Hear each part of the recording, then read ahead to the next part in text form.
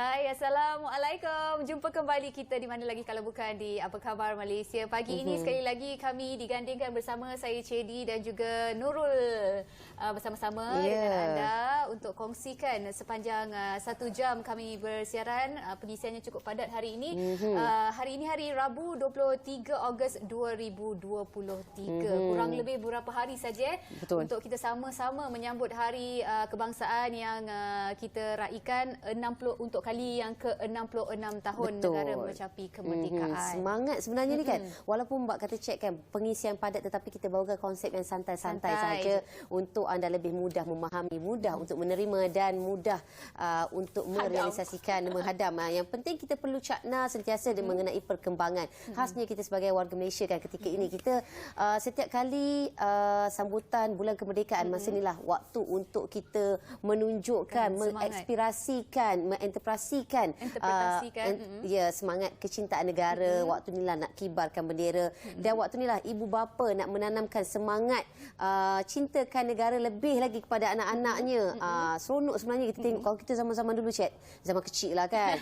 Waktu bulan inilah yang kita nanti-nantikan sebab adanya perarakan kemerdekaan. Kereta berhias menggunakan konsep bendera, hiasan di rumah, bukan hanya ada sesuatu pameran saja, tetapi kat rumah pun kita tak nak ketinggalan. Saya ingat dulu beberapa tahun lepas lah yang mana kita masih lagi macam tak nak duduk rumah sebenarnya. Kalau kita keluar je daripada rumah tu pastinya akan rasa meriah sebab jalan raya ataupun di luar rumah kita pasti dipenuhi dengan jalur gemilang ataupun bendera kita.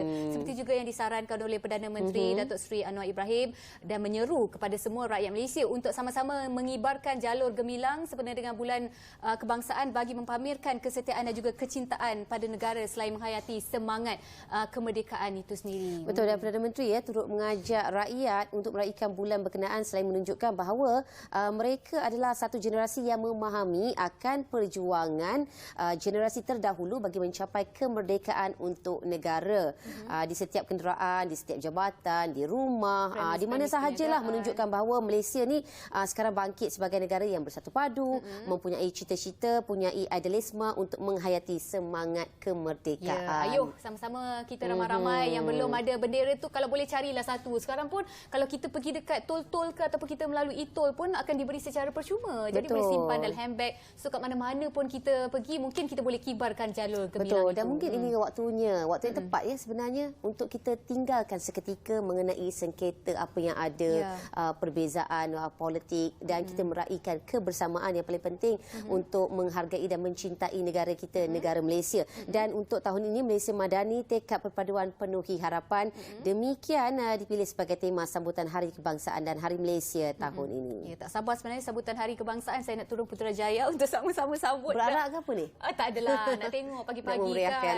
Dah lama tak merasai orang kata pengalaman ataupun suasana itu. Inilah masanya pada 31 Ogos sama-sama mungkin yang tinggal berdekatan di dataran Putrajaya ataupun di Kuala Lumpur sendiri ataupun luar daripada Kuala Lumpur untuk sama-sama meraihkan Hari Kebangsaan tidak lama lagi. Baik, banyak lagi antara yang menarik anda boleh cari di portalbernama.com. Juga kita akan dapatkan berita-berita utama dari bilik berita sekejap saja lagi. Tapi kita nak saksikan dulu ramalan cuaca. Saksikan.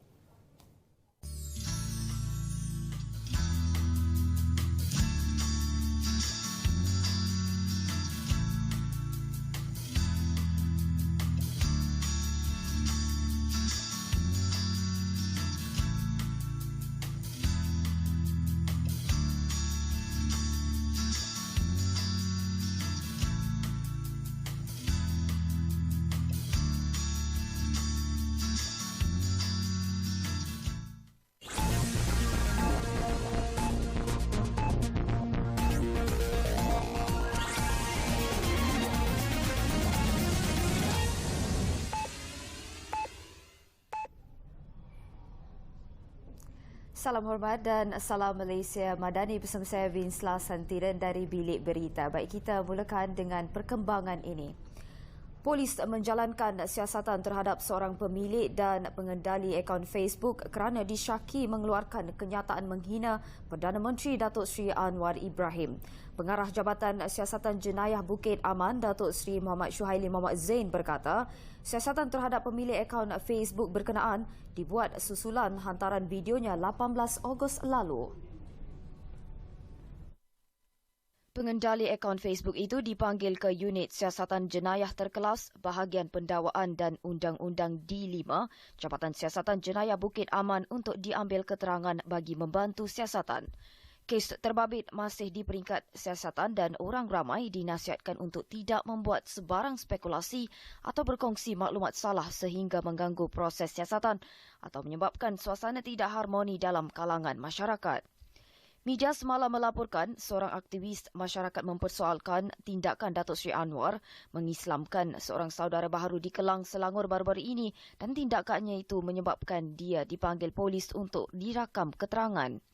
Sebelum ini tular rakaman video Perdana Menteri mengajar seorang lelaki mengucap 2 kalimah syahadah dan mengundang pelbagai reaksi.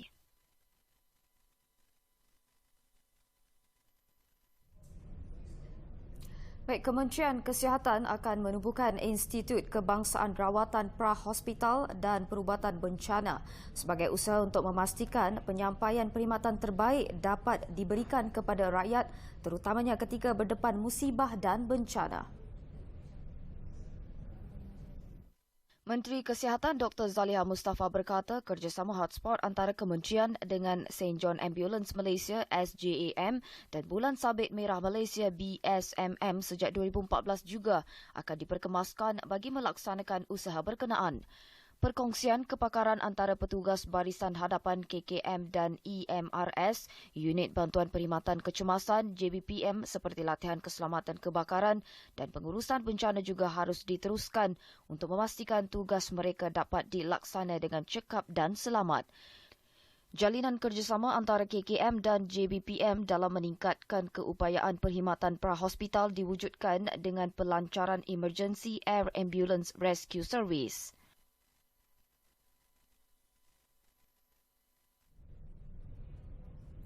Baik, Yang di-Pertuan Agong Al-Sultan Abdullah Riayatuddin Al-Mustafa Bilal Shah berkenan menyampaikan sumbangan peribadi kepada pemilik kenderaan yang terlibat dalam kejadian runtuhan struktur bangunan di Jalan Kuchai Lama Ibu Negara baru-baru ini. Menurut hantaran di Facebook Istana Negara, sumbangan itu diserahkan oleh Setiausaha Sulit Kanan kepada Yang di-Pertuan Agong Datuk Nazim Muhammad Alim dalam majlis yang diadakan di Ibu Pejabat Polis Daerah Brickfield semalam. Dalam insiden 16 Ogos lalu, 10 kenderaan rosak teruk ditimpa runtuhan sebahagian struktur bumbung Blok A bangunan Sri Desa Kuchai.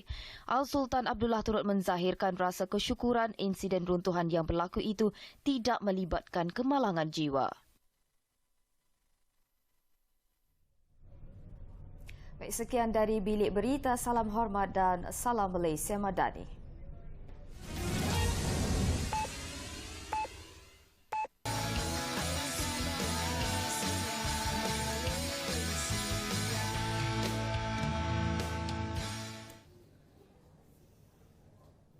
Ya, terima kasih di atas kesetiaan anda bersama kami.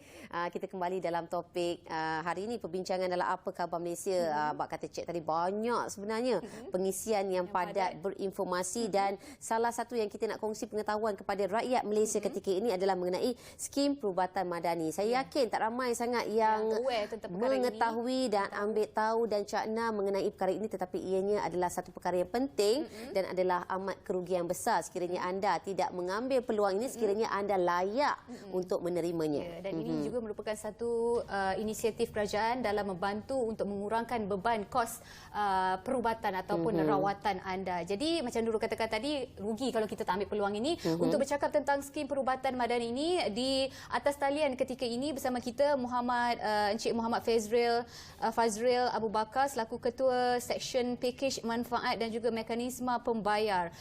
Di talian ketika ini, Assalamualaikum, selamat pagi. Waalaikumsalam warahmatullahi. Sihat adanya pengacara? Sihat, Alhamdulillah. Okey, baik. Mungkin sebagai permulaan, Cik Fazril boleh ceritakan tentang apakah itu skim perubatan madani ini? Baik, terima kasih kepada pengacara kita Cik dan Nurul. Pertama sekali terima kasih kerana menjemput Protect Health. Baik, skim perubatan madani ini adalah satu inisiatif rintis ataupun pilot inisiatif lah oleh Kerajaan Malaysia melalui Kementerian Kesihatan Malaysia ataupun KKM yang diwujudkan untuk menampung keperluan kesihatan golongan B40 dalam penjagaan kesihatan premier acute ataupun sakit-sakit ringan, rawatan pesakit luar akut, yang mana program skim perubatan madani ini kini di fasa rintis dilaksanakan di 21 daerah terpilih, iaitu Johor Bahru, KL, Kelang, Petaling, Hulu Langat, Gombak, Kinta, Timur Laut, Kuching, Kota Kinabalu, Kota Seta, Kuala Muda di Kedah, Kuala Terengganu dan Kuala Nerus. Jadi dalam fasa rintis ni untuk 6 bulan ya, kepada penonton Apa Khabar Malaysia sehingga hujung tahun ini, yang berakhir hujung tahunnya 31 Disember 2023, yang mana skim ini macam saya katakan tadi memberi penekanan kepada kes-kes rawatan primary acute secara percuma di klinik swasta. Jadi itu adalah, orang kata tu secara rumusan, yang apa itu skim perubatan madani. Okey, Cik Fazril, kita nak tahu juga mengenai siapakah kumpulan sasaran dan manfaat ni, paling penting manfaat rawatan yang diterima oleh pesakit yang layak. Baik, untuk golongan sasar ataupun kumpulan sasarannya adalah golongan B40 yang menerima sumbangan tunai rahmah ataupun STR pada awal tahun hari itu ataupun fasa 1 2020. Penerima ini dibahagikan kepada 3 kategori, iaitu warga emas tanpa pasangan, isi rumah berkeluarga dan juga bujang, yang mana jika mereka adalah penerima STR, mereka hanya perlu membawa kad pengenalan sahaja ke klinik swasta untuk mendapatkan rawatan yang percuma saya cakapkan tadi, yang mana mereka bukan sahaja boleh mendapatkan rawatan tapi juga ubat-ubatan dan ada prosedur-prosedur asas secara percuma dengan had manfaat yang telah diberikan di bawah skim ini. Kita tahu juga kan antara rawatan yang boleh diterima ataupun yang rawatan yang diperolehi yang ditawarkan melalui skim perubatan madani ini. Baik, itu soalan yang bagus tu, pengacara Richard. Untuk skim perubatan madani ini, kita cover rawatan akut. Rawatan akut ni banyak, tapi orang akan lebih faham kalau kita bagi contoh kan. So contoh rawatan akut yang boleh dirawat ataupun mendapatkan perkhidmatan di bawah skim perubatan madani ini termasuklah selsema, cerit-berit, muntah, terseliur dan trauma-trauma ringan dan pelbagai lagi lah. Jadi ini antara rawatan yang boleh didapatkan di bawah skim ini. Dan Dr. Cik Fazril, kita nak tahu juga ketika ini adakah ianya turut merangkumi rawatan bagi pesakit luar bagi kes akut ataupun bagaimana? Ya, betul. Apa yang dulu cakap tu betul. Sekarang ni kita masukkan rawatan pesakit luar akut, yang mana ini adalah kes di bawah skim perubatan madani ini dengan had manfaat yang diterima, iaitu macam saya cakap tadi ada 3 kategori kan. Berkeluarga 250, warga emas tanpa pasangan 125 dan juga kategori bujang 75. Dalam tempoh 6 bulan ni mereka boleh dapatkan rawatan untuk kes-kes pesakit luar akut yang macam saya kasih contoh tadi, berik sesama begitu, di klinik swasta secara percuma. Jadi kes-kes akut pesakit luar ni dimasukkanlah di dalam skim ini. Dan saya difahamkan pada mereka yang madani ini akan diterima. Jadi mungkin ada di luar sana yang tidak sedar tentang perkara ini dan mungkin tak tahu mungkin cara dan langkah-langkah untuk mendapatkan rawatan ataupun untuk mendapatkan skim perubatan madani bagaimana? Baik, kita nak mudahkan urusan penerima kan, Chat Nurul. Jadi mereka hanya perlu, jika mereka adalah penerima STR, selain daripada mereka boleh semak kelayakan di website kami ataupun di MySejahtera dalam aplikasi MySejahtera, mereka hanya perlu membawa kad pengenalan sahaja ke klinik swasta yang berdaftar, yang mana mereka boleh semak senarai klinik swasta tersebut di laman website kami protecthealth.com.my dan bawa kad pengenalan sahaja untuk mengesahkan kelayakan mereka sebelum mendapatkan rawatan di bawah skim ini. Dan Cik Faris, kita nak tahu juga mengenai skim perubatan madani ini, adakah ia mempunyai had rawatan ataupun unlimited, tiada hadnya, bagaimana? Okey, baik. Jadi untuk skim perubatan madani ini kita ada hak lah, yang mana macam saya katakan tadi mengikut kategori. Berkeluarga 250, isi rumah warga emas tanpa pasangan 125 dan 75 untuk bujang, yang mana mereka boleh guna berulang kali sehingga had manfaat ini habis digunakan sampai hujung tahun ni lah untuk 6 bulan. Yang mana bagi kami had manfaat ini, jika mengikut data kami pada hari ini, lebih daripada 50,000 isi rumah telah mendapatkan manfaat rawatan skim ini di lebih kurang dalam 850 klinik swasta. Jadi kita nampak ada beberapa kali isi rumah yang dah dapatkan manfaat ini pergi berkali-kali untuk mendapatkan rawatan ini dalam tempoh 2 bulan yang telah kami jalankan ni. Jadi 250, 125 dan 75 tu boleh digunakan berkali-kali untuk rawatan yang dimasukkan ke dalam skim perubatan madani inilah. Kita nak tahu juga Cik Fazril, setakat ini sambutan yang diterima daripada golongan yang layak bagaimana? Alhamdulillah, sambutan setakat ini memberangsangkan, yang mana kami telah mempunyai lebih kurang dalam 60 ke 62 ribu lawatan pesakit yang melibatkan lebih kurang 50,000 isi rumah. Jadi kalau boleh kita nak lagi banyak kan, sebab tu kita luaskan lagi skim perubatan madani daripada 10 daerah hari tu. Sekarang insya-Allah minggu ini kita akan mulakan lagi di 7 daerah baru yang menjadikan jumlah daerah yang terlibat adalah 21 daerah untuk pengetahuan para penonton Apa Khabar Malaysia pagi ini. Mereka yang tidak menerima STR ini, adakah boleh membuat permohonan untuk dapatkan rawatan ini? Bagaimana? Okey, untuk bagi mereka yang tak layak, unfortunately lah, kita tak masukkan di dalam skim perubatan madani ini. Tapi of course perancangan, kalau jika ada perubahan kepada perancangan, insya-Allah saya akan bersiaran semula di Apa Khabar Malaysia mungkin, insya-Allah. Setakat ini dimaklumkan ya, skim perubatan madani ini ditawarkan di 21 daerah sahaja, dan adakah penerima di 21 daerah ini sahaja yang boleh menerima manfaat skim ini? Bagaimana? Ataupun daripada daerah lain pun yang sekiranya turut layak, ya, kita nak tahu statusnya bagaimana? Baik, soalan yang bagus tu Nurul, yang mana walaupun skim ini hanya orang kata tu berada di 21 daerah, apa maksud kita, klinik sahaja boleh didapatkan di 21 daerah ini. Tetapi seperti contoh, sekiranya individu tersebut menetap di Putrajaya, iaitu luar daerah yang tersenarai, dan bekerja di Kuala Lumpur yang merupakan antara daerah tersenarai, mereka masih boleh mendapatkan rawatan skim perubatan madani di klinik yang berdaftarlah, selagi mereka berada di kawasan 21 daerah skim perubatan madani ini adalah penerima STR, mereka boleh mendapatkan rawatan yang percuma kami katakan tadi. Baik. Rawatan mungkin melebihi had yang ditawarkan melalui skim ini, adakah perlu membuat bayaran tambahan ke bagaimana? Okey.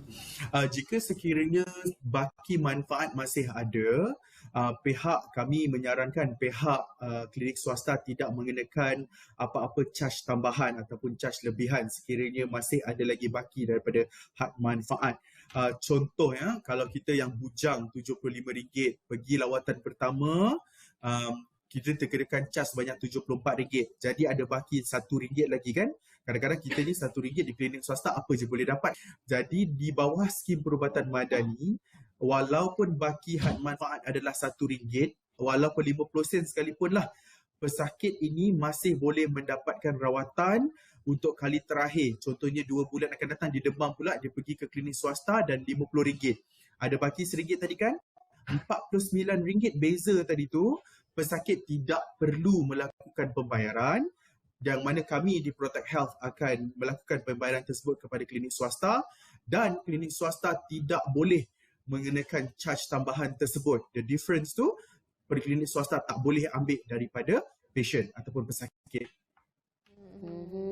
Adakah mendapatkan rawatan di klinik-klinik yang berdaftar di bawah skim perubatan madani ini memberi ubat untuk rawatan itu juga, termasuk dalam kos skim perubatan ni? Betul. Kita masukkan sekali yang mana rawatannya, apa yang saya maksudkan percuma ni ya, untuk para penonton Apa Khabar Malaysia, termasuklah konsultasi, masa borak-borak dengan doktor tu ada charge-nya, itu termasuk. ubat-ubatan, kita ada lebih kurang dalam 150 ubat yang kami senaraikan. Kita juga ada ujian siasatan macam swab test, antigen, dengue dan sebagainya, dan juga prosedur asas.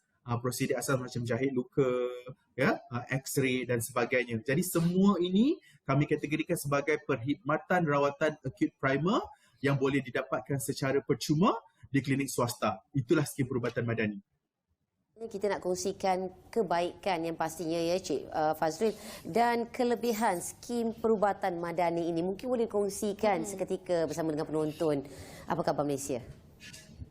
Baik. Yang pertamanya, skim perubatan ini diwujudkan bagi meningkatkan akses kumpulan berpendapatan rendah ataupun B40 ni kepada perkhidmatan penjagaan primary acute ataupun acute primer ni di klinik swasta, yang mana kadang-kala charge di klinik swasta ni sedikit tinggi berbanding di klinik kerajaan yang kita perlu bayar RM1 sahaja. Pada masa yang sama, selain meningkatkan akses golongan ini kepada di klinik swasta, kita juga dapat meringankan beban. Diharapkan dengan wujudnya skim ini dapat meringankan beban kewangan kumpulan B40 ini, yang mana perkhidmatan rawatan yang dibayar adalah melalui kerajaan yang menggunakan had manfaat tersebut. Dalam pada itu, saya ingin tambah satu lagi, yang mana skim ini diwujudkan di klinik swasta kerana waktu perkhidmatan klinik swasta ini berkemungkinan sedikit berbeza dengan klinik kerajaan. Yang mana klinik kerajaan kita tahu operate 8 sampai 5, kadang-kadang mungkin ada beberapa klinik yang ada extended hour, tetapi klinik swasta ni pula banyak yang beroperasi sehingga lewat malam ataupun 24 jam, yang mana ia memberikan lebih banyak kemudahan kepada B40, kepada kumpulan B40 di bawah skim ini untuk mendapatkan rawatan pada waktu yang bersesuaian pada mereka. Itu dia sedikit penjelasan berkaitan dengan skim perubatan madani. Diharapkan anda di luar sana dah mula sedar tentang perkara ini. Mungkin hari ini dah tahu dah. Cepat-cepat semak portal yang diberitahu ataupun yang diwar-warkan oleh Encik Fazril itu tadi. Apapun ini saja kesempatan yang kita ada, Nurul. Ya, terima kasih kita ucapkan kepada Encik Fazril atas perkongsian yang begitu menarik sekali. Dan kita akan berhenti rehat seketika dan kembali selepas ini. Teruskan setia bersama kami.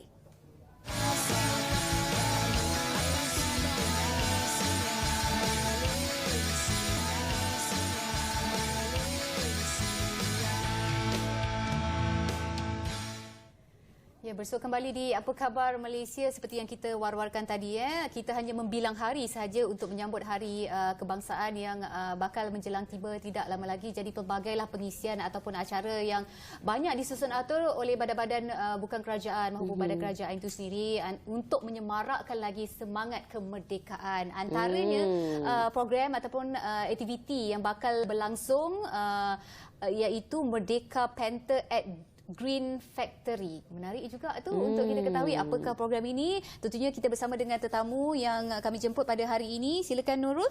Okey, dan di sebelah saya pastinya Encik Harith Rizwan merupakan Ketua Pegawai Eksekutif The Green Factory. Dan hari ini kita nak memperkatakan mengenai Merdeka Panther at The Green Factory yang macam Cik cakap tadi kan. Atas meja ni pun sebenarnya dah banyak ni Cik. Antara hasil kerja kayu-kayuan Cik Rizwan mungkin Cik Rizwan boleh terangkan lebih lanjut apa yang ada atas meja ni dan hasil kerja apa sebenarnya yang nak diketengahkan pada hari ini. Baik. So kami daripada The Green Factory, kami banyak menghasilkan produk-produk kayu mesra alam. Sebagai contoh perabot, barangan-barangan rumah, hadiah dan sebagainya lah. So kita banyak memakaikan proses-proses yang lestari. Contohnya kita bukannya tengok material kita je, kita tengok coating kita pakai, gam yang kita pakai, proses design sebagainya, kita jadikan setiap proses tu mesra alam. Lebih eco-friendly lah.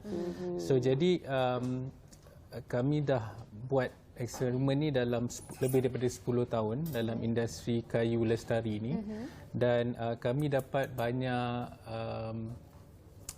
request untuk lawatan ke kilang kami. Jadi kami tak dapat nak terima kesemuanya. Jadi apa yang kami buat setiap tahun, kami ada 2 event yang kami ajak publik datang ke kilang kami. So kilang kami berada di Ampang. So event yang akan datang ni sempena Merdeka ni, Merdeka Panther adalah event pertama dan lagi satu event pada bulan 12.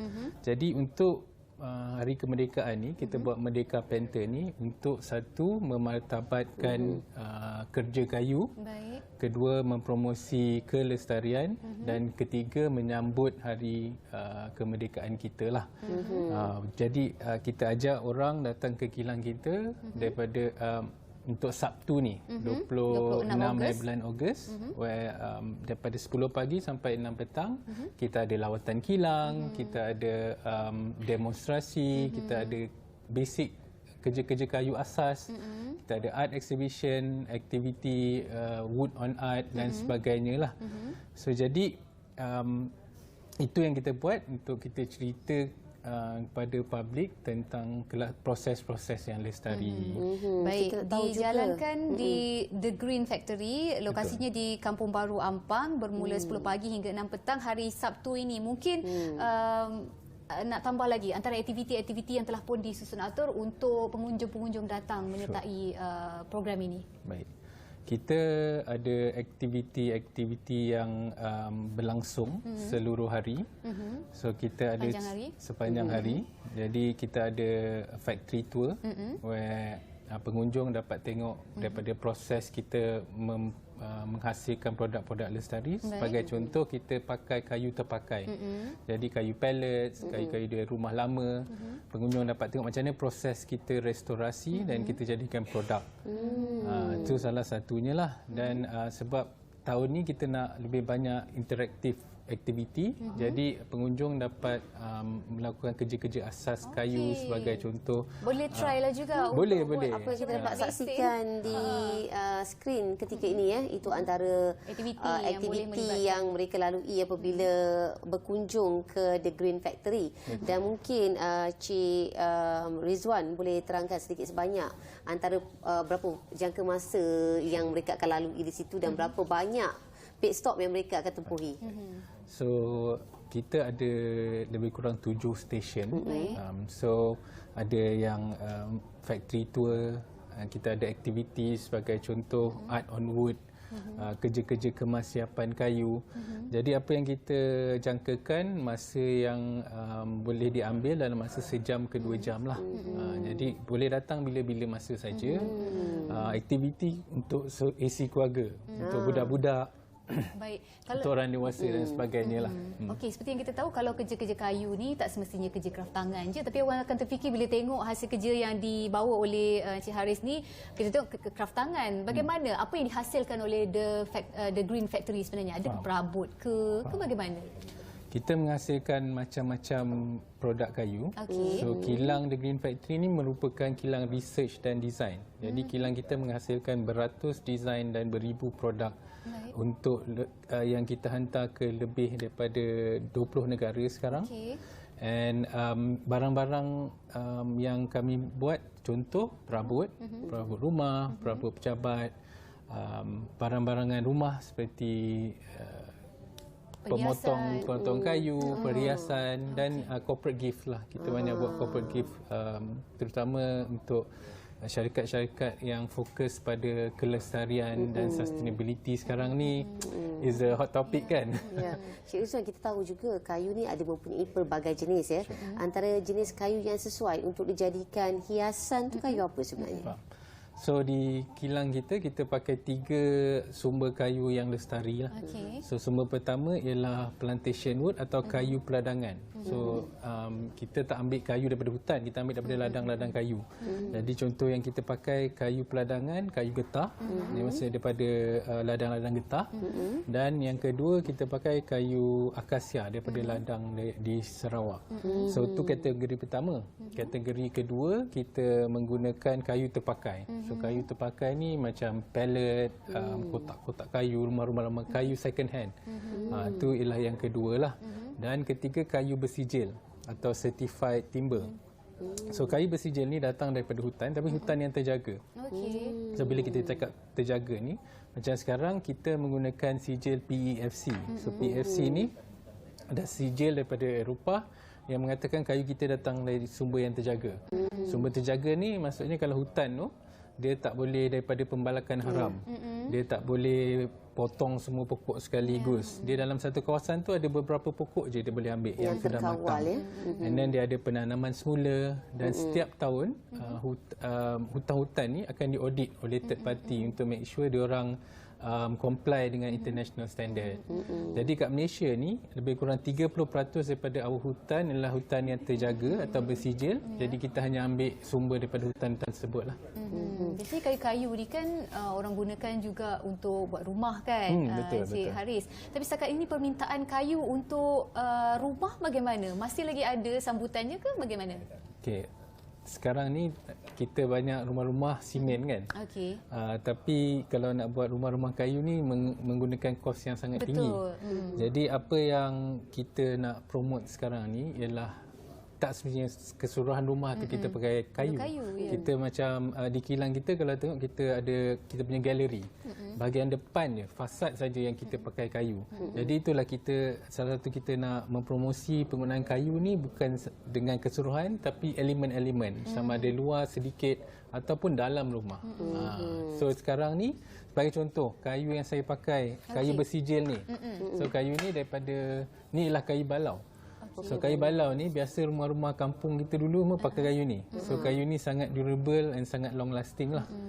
Dan mungkin lebih berat, lebih tumpat Ini berbandingnya. kita gunakan untuk pelandas ke? Ya, berbanding dengan kayu ni kayu apa ni? Ini adalah kayu akasia. Akasia. Dan ini materialnya ringan dan nampak lebih macam berkilau-kilauan. Itu yang menariknya mengenai kayu. Sebenarnya kita nampak kayu tu hanyalah kayu semata-mata tetapi kita tak pernah mendalami seni kayu ni sebenarnya. Nak tahu juga kenapa nama kayu ini dikategorikan sebagai kayu yang bersijil. Okay. So tadi saya dah cerita yang kayu-kayu yang kita ambil ni daripada hutan yang terjaga.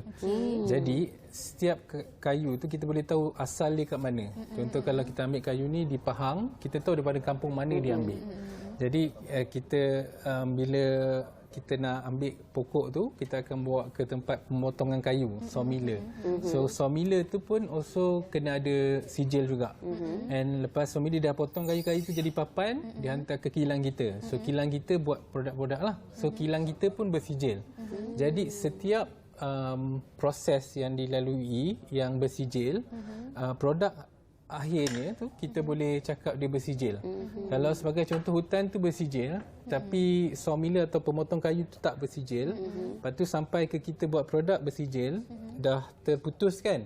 So saya tak boleh cakap benda tu bersijil. Sebab kita tak tahu apa jadi kat kilang ni, potong ni. Sebab dia proses dia ada banyak. Dia kena asingkan kayu bersijil, kayu tak bersijil, dan sebagainya. Jadi setiap proses tu kena kita make sure yang memang ikut apa yang international standard lah. Baik. Encik Haris, melalui Merdeka Panther ni sebenarnya apa matlamat yang nak dicapai daripada The Green Factory sendiri sepada dengan Merdeka kali ini?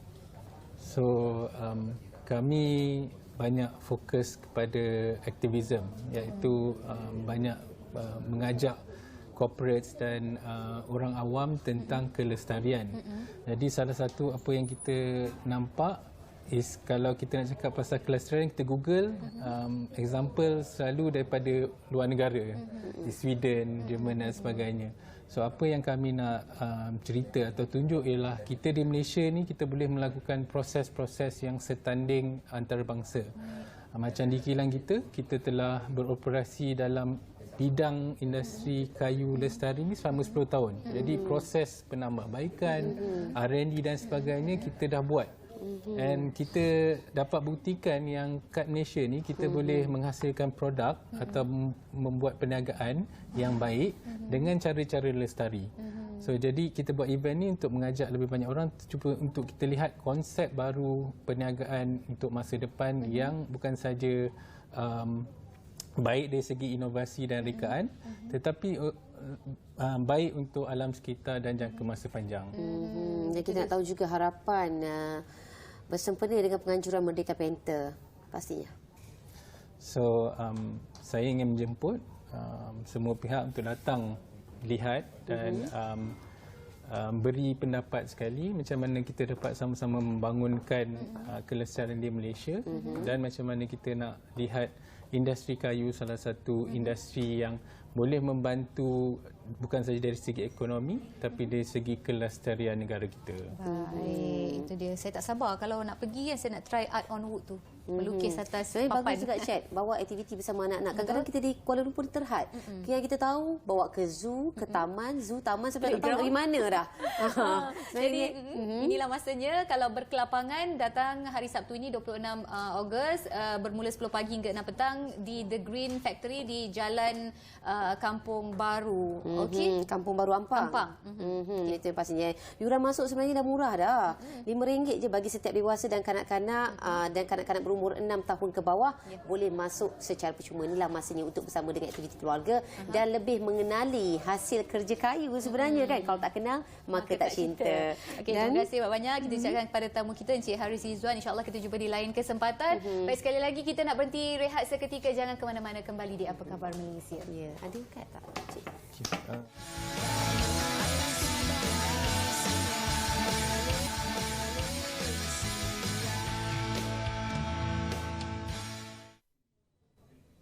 Okey, terima kasih di atas kesetiaan anda bersama kami. Kalau tadi kita dah bercakap mengenai Merdeka Panther, satu aktiviti yang begitu menarik sekali pada hujung minggu nanti. Dan sekarang kita masih lagi bulan kemerdekaan dan pastinya kita lebih kepada yang santai-santai, yang lebih kepada pelancongan, lebih kepada Nak yang bercuti kat mana? bercuti di mana. Tapi kali ini kita nak bercuti, pastinya ramai antara kita yang menitik beratkan mengenai perkara yang penting halal daripada segi lokasi. Segalanya mesra Muslim. Ya, segalanya mesra Muslim. Itu yang pastinya sesuatu yang menarik sebenarnya, mesra Muslim. Dan Islamic Tourism Month ITM 2023 merupakan topik yang akan kita ketengahkan pada hari ini dan pastinya bersama dengan tetamu kita di studio adalah Encik Nizran Nordin, merupakan Ketua Pengarah Islamic Tourism Center. Selamat datang. Apa khabar? Khabar baik, terima kasih. Nizran. Okey, mungkin sebagai permulaan Cik Nizran boleh mulakan apa itu ITC dan juga peranannya dalam program ini. Okay, ITC adalah singkatan untuk Islamic Tourism Center. Adalah suatu agensi bawah Kementerian Pelancongan, Seni dan Budaya atau singkatannya MUTEK yang ditubuhkan dengan tujuan untuk membangunkan industri pelancongan Islam di Malaysia. Suatu yang menarik sebenarnya. Dan apakah potensi yang terdapat dalam sektor pelancongan Islam ni? Ya. Jadi sektor pelancongan Islam ni is big, besar. Dari segi global, the market size of pelancongan Islam ni ketibaan dijangkakan akan cecah 230 juta ketibaan pelancong dalam tahun 2028. Kalau bandingkan dengan pra-COVID tahun 2019, ketibaan pelancongan dalam lebih kurang 190 bilion, 190 million ketibaan pelancong. Jadi daripada segi potensinya, kami di ITC nampak keperluan untuk memberi pemahaman dan juga standard kepada penggiat-penggiat industri pelancongan dalam memahami keperluan pelancong Muslim apabila mereka datang berjalan atau melancong di negara kita lah. Mungkin benda ni adalah sesuatu yang kita nampak sebagai perkara asas untuk kita Malaysia sebab kita dah hari-hari tahu. Tapi Nurul dengan Cik probably pun sedar kadang-kadang kalau hari ini kita pakai satu jenis aplikasi yang nak cari kiblat, kadang-kadang kiblat dia tak accurate, dia tak berapa tepat. Jadi keperluan yang kita beri kepada pelancong Muslim adalah sesuatu tempat penginapan seperti hotel tu, bilik dia ada arah kiblat, ada sediakan sejadah, ada restoran yang halal, ada keperluan-keperluan yang pelancong Muslim sesungguhnya perlukan. Sebab keperluan ni bukan kita petik jari je. It was built, the framework telah dibangunkan over years of research dan penyelidikan. Jadi kerja-kerja kami di ITC ni termasuk pengiktirafan, maksudnya hotel-hotel tadi yang saya cakap, dan juga kita dah tambah dengan pusat-pusat daya tarikan pelancong, tourist attractions, dengan kita punya recognition yang dipanggil MFA ataupun Muslim friendly tourism and hospitality assurance recognition MFA. Di selain daripada itu kita pun buat kerja-kerja research dan capacity building dan training untuk industry players dan juga inilah industry development. Baik, seperti yang Encik Nizran katakan, banyak program yang telah pun dianjurkan ataupun dijalankan oleh ITC itu sendiri. Kali ini untuk Islamic Tourism Month, bagaimana penganjurannya? Mungkin boleh Encik Nizran ceritakan. Okey, saya kasih sikit background pasal Islamic Tourism Month. Sebab saya pun baru jadi KP ni bulan Julai. Jadi dalam 6 minggu ni banyak saya belajar daripada saya punya tim lah. Apa mereka buat the past one. Sejak ditubuhkan tahun 2009 ITC ni. Jadi this particular Islamic Tourism Month ni was first coin pertama diadakan tahun lepas untuk kembalikan balik aktiviti pasca COVID daripada segi pelancongan. Jadi ia satu wadah ataupun satu platform untuk semua penggiat-penggiat industri datang bersama and beri tawaran-tawaran dalam kemudahan ataupun perkhidmatan yang disediakan. Jadi tahun lepas kita buat Islamic Tourism Week. Dalam tempoh 2 bulan saja kita nampak respons yang memberangsangkan. Tahun lepas kita cuma dapat 20 merchants yang terlibat ataupun sahaja partners yang involved. Tahun ni kita dapat hampir 130 partners yang terlibat dengan kita. Jadi apa aktiviti-aktiviti Islamic Tourism ni? Selain daripada aktiviti-aktiviti program spiritual dan keagamaan seperti Mosque Open Day, kita juga sediakan banyak program untuk penggiat industri termasuk seminar dan training. Dan juga kita lupakan untuk orang awam ada discounts di macam-macam kedai-kedai makan, restoran, package pelancongan untuk banyak lagi lah dalam sebenarnya banyak promosi yang dengarkan sebenarnya tak terkata sebenarnya banyak ada. Okey, Cik Nizran, sebenarnya kita nak tahu juga adakah terdapat sebarang pertandingan yang diadakan sempena dengan program ITM 2023 ini, bagaimana? Ada. Jadi kami pun leverage on teknologi sedia ada, trend terkini. Jadi untuk amplify atau memperkuatkan promosi yang disediakan oleh merchant-merchant kami ini, kami ada buat TikTok challenge. Okey. Syarat-syaratnya punya mekanisme. Syarat dia, syarat pertama tak ada had umur. Itu tu. Siapa-siapa pun boleh masuk. Syarat dia ada 3 V. First kali V pertama adalah visit. Dia kena pergi kita punya website yang ada promosi ni, iaitu www.itm2023.itc.gov.my. Dalam situ ada senarai semua kita punya strategic partner termasuk merchant daripada restoran ke masjid ke apa semua. Okey. Dah visit, pergi ke V kedua pula, iaitu video. Video ni dia kena buat rakaman video tidak melebihi 60 saat. Dan lepas rakam video, konten dia terpulang pada kreativiti dan tema masing-masing. Tema kena ikut tema Islamic Tourism Month dalam. Tema dia ikut kreativiti masing-masing lah. Budi bicara sendiri, kreativiti masing-masing. Jadi kita akan buat penilaian berdasarkan kreativiti tersebut. Pastinya mencapai ketika ini. Kita nak tahu juga tempoh pertandingan ini berlangsung. Tempoh pertandingan ini, tadi pun saya tak maklumkan, Islamic Tourism Month is from 21st August, 21 August iaitu semalam sampai 17 September. Jadi tempoh pertandingan pun dalam tempoh tersebutlah. Jadi akhir sekali V yang terakhir kena buat viral lah, kena uploadkan kalau kepada. tak viral macam mana? Tak menang lah. Dia salah satu weightage penilaian dia. Okey, mungkin penilaiannya bagaimana untuk mungkin boleh bagi tips sikit macam mana kita boleh menang kan, ataupun kita dinilaikan dari segi bagaimana. Jadi penilaian tu saya tak boleh kasih. Dia ada terms and condition dalam situ daripada segi tema, kreativiti dan kita juga tengok daripada segi viral lah. Jadi weightage ada 3-4 bahagian yang kami tengok. Jadi saya pun bukan dalam jawatan tim yang membuat penilaian tersebut. Saya serahkan tugas tersebut kepada pasukan saya yang terlibat lah. Ini lebih kepada orang-orang muda yang pandai menilai lah. Saya nak. Kalau kita dah kalah lah, susah juga ni. Kena tunggu promotion je lah. TikTok video pun saya 1-2 je pernah buat. Tak pernah nak buat ni kan. Tapi pastinya hadiah yang lumayan ditawarkan kepada pemenang. Betul. Untuk top 30 winners, kami akan berikan Mastercard prepaid dengan nilai RM1,000 untuk setiap prepaid card tersebut.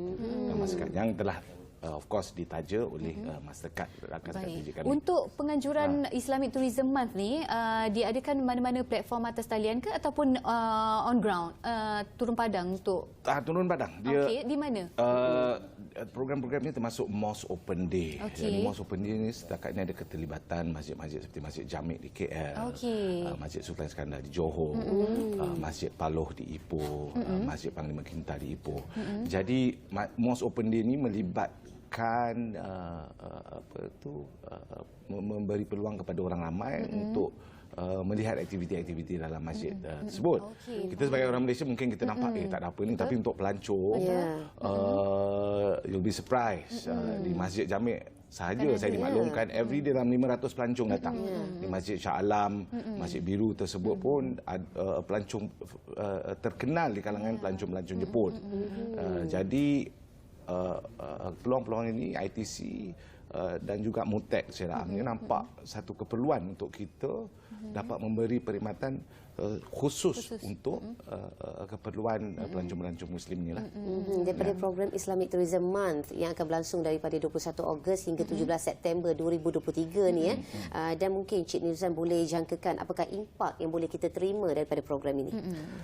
Okey, impak yang saya nampak selain daripada memperkasakan penggiat-penggiat industri pelancongan, saya juga rasa ini satu peluang atau satu titik permulaan bagi kita untuk menunjukkan keupayaan ekonomi negara untuk kembali pulih pasca Covid inilah.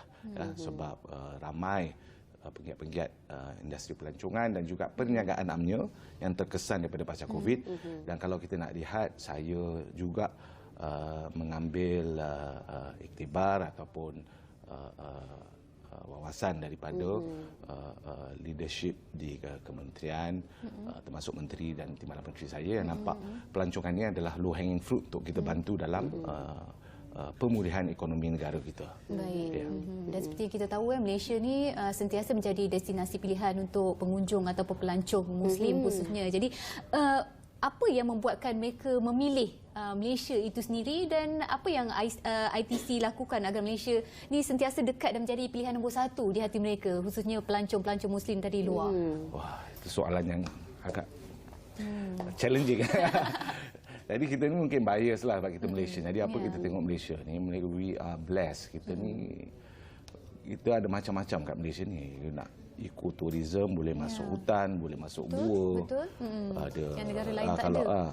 Kalau di Sarawak tu ada gua ni. Kalau nak ke sebelah semenanjung Malaysia ni ada Gua Tempurung, Tasik Cermin di Ipoh. Nak masuk hutan boleh pergi Taman Negara. Nak pergi pantai boleh pergi pulau-pulau Langkawi, Tioman, Redang, macam-macam dia. Jadi dari segi attraction, kita ada the natural tarikan. Yang lebih penting lagi, kita ada infrastruktur yang moden dan selamat, yang memberi keyakinan kepada pelancong-pelancong luar untuk datang. Terutama sekali pelancong Muslim. Sebab pelancong Muslim, kalau you fikirkan, untuk Muslim yang tinggal di negara yang populasi Muslim dia minoriti, dia melihat Malaysia ni, mereka ni melihat Malaysia sebagai satu daya tarikan untuk dia menilai sendiri. Wah, Malaysia ni negara moden tapi ada provide keperluan asas untuk Muslim, jadi dia pun nak menikmati keperluan asas tersebut di sini.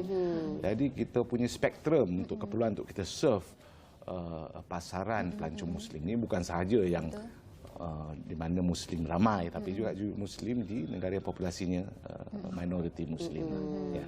Itu pastinya, dan rata-rata pelancong pastinya akan melahirkan rasa keterujaan ataupun rasa kelegaan apabila berkunjung ke Malaysia ini. Apabila dengan adanya Islamic Tourism ini lagi memberikan satu lagi persepsi yang lebih ekstra kepada mereka sebenarnya. Itu yang kita ucapkan ribuan terima kasih kepada tetamu kita hari ini, iaitu Encik Nizran Nordin, merupakan Ketua Pengarah Islamic Tourism Center dari ITC atas topik perkongsian Islamic Tourism Month ITM 2023 yang akan berlangsung 21 Ogos hingga 17 September ini. Jangan lepaskan peluang Kalau nak bercuti. Pengunjung dari luar, tapi kita orang Malaysia sendiri sebenarnya boleh jangan lepaskan peluang untuk menikmati pakej-pakej yang ditawarkan.